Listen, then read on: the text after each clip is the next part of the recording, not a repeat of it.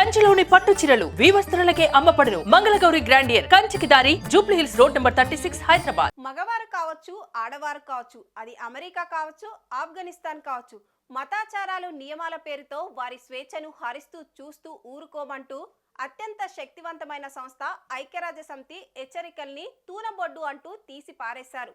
తాలిబాన్లు అర్థం పర్థం లేని ఆంక్షలతో వారి ఉసురు పోసుకుంటున్నారు. ఇంతకీ ఏమిటా ఆంక్షలు?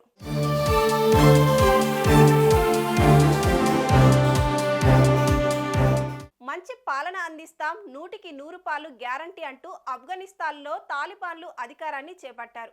ఆఫ్ఘనిస్తాన్లో బలవంతంగా జరిగిన ఆ అధికార మార్పిడి అందరికీ అక్కడ ప్రజలకు పెద్దగా ఇష్టం లేకపోయినా తప్పని పరిస్థితుల్లో చూస్తూ ఉండిపోయారు.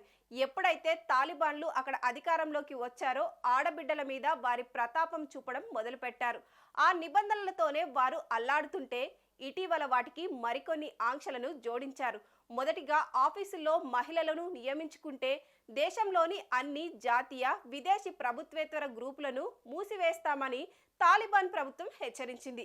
ఇంతకంటే ఘోరంగా ఇంట్లోని మహిళలు బయటకి కనిపించకుండా ఉండేలా కిటికీలు ఉండరాదని ఆదేశాలు జారీ చేశారు. ఇంట్లో మహిళలు తిరిగే వంటగదులు, బావుల వద్ద ఎటువంటి కిటికీలు నిర్మించకూడదని ప్రజలకు హుకుం జారీ చేశారు. మహిళలు కనిపించకుండా గోడలు కట్టాలని ఆదేశించారు.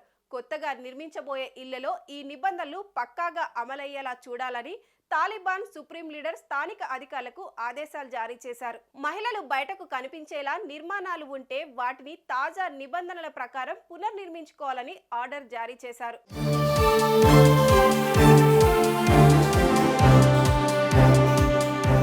ఆఫ్ఘనిస్తాన్లో పురుషులు వెంట లేకుండా మహిళలు ఇళ్ల నుంచి బయటకు రావడానికి వీల్లేదని ఆదేశించారు. బాలికల కోసం ఏర్పాటు చేసిన సెకండరీ స్కూల్ మూసివేయాలంటూ నిబంధన తెచ్చారు. మహిళలు ఉద్యోగాలు చేయకూడదంటూ నిబంధనలు తెచ్చారు.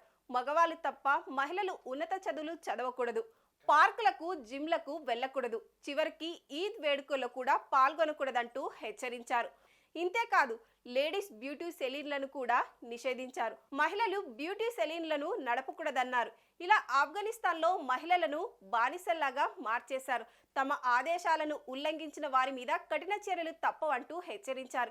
ఈ మొత్తం తతంగం చూసి ఆఫ్ఘనిస్తాన్లోని మహిళలే కాదు, మగవాళ్ళు కూడా ఆవేదనలో కూరుకుపోయారు. ఈ మొత్తం ఆంక్షలన్నీ విని ఐక్యరాజ్య సమితి నివ్వెరపోయింది. ఇది మహిళల హక్కులను కాలరాయడమే అంటూ మండిపడింది. అయితే ఆ అత్యున్నత సంస్థ నిరసనని కూడా తాలిబాన్లు తుంగలో తొక్కేశారు. మా దేశం, మా ఆచారం, మా ఇష్టం అంటూ కొట్టి పారేశారు.